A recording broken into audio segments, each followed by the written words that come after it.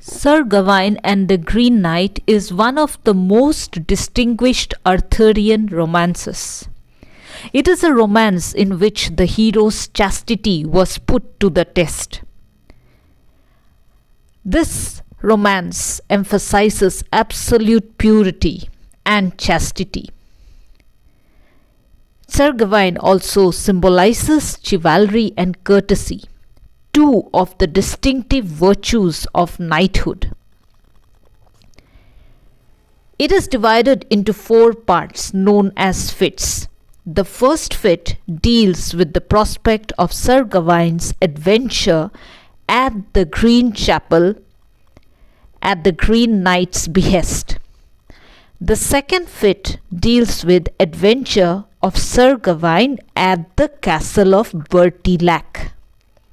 The third fit is occupied with the test of his chastity for 3 days at the castle. The fourth fit marks the end of the adventure. Now the story of Sir Gawain and the Green Knight. King Arthur was holding a Christmas festival at Camelot for 15 days. The knights of the Round Table and the ladies were with the king. Amid such rejoicings, Arthur made a vow that he would not eat and drink until he had seen or heard some marvel or watched a heroic encounter. The first course of the feast was barely served when a tall knight, clad all in green, with green skin and hair and a green horse to match, rushed into the hall. He was a man of gigantic stature, surpassing all the knights. He carried no helmet, shield or spear. He had a holy bow in one hand and a huge axe in the other. The handle of the axe was also green. King Arthur saluted the Green Knight and invited him to accept his hospitality at the court.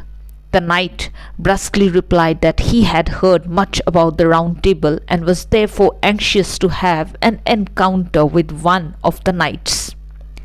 Sir Gawain leaped forward to vindicate the honor of the king and the Round Table.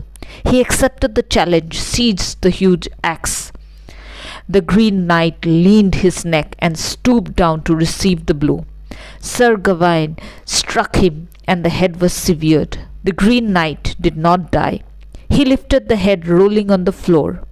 Before leaving, he urged Sir Gawain to meet him at the Green Chapel in a year's time.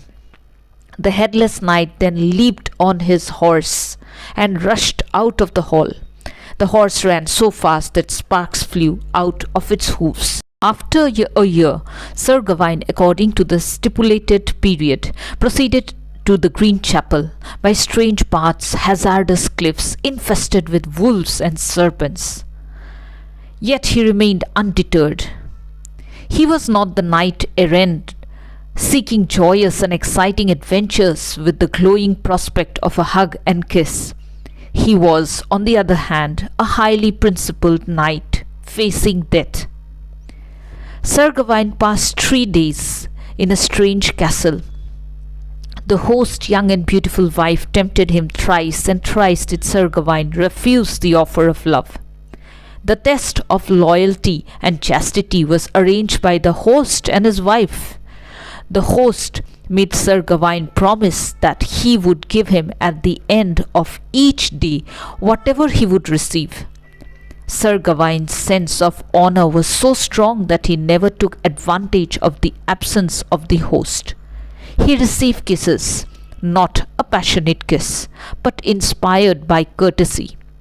On the last day, he received from the lady a girdle, which she had assured him would preserve him from wounds and death. He returned the kisses to the host, but not the girdle. He withstood sensual temptation, but not the fear of death. He continued to suffer from the pricks of conscience. Suddenly, the Green Knight emerged from the chapel. He asked him to lay bare his neck. The Green Knight raised his huge axe, but Sir Gawain shrank. The Green Knight charged him with cowardice and feigned to strike him. Sir Gawain assured him that he would not flinch any more. The The Green Knight raised the axe for the third time, and Sir Gawain was slightly wounded. The Green Knight looked happy, and he told Gawain that he couldn't overcome the fear of death. He thought that the silken girdle would preserve him from death and wounds. It was because of this momentary infidelity that he had received a slight wound.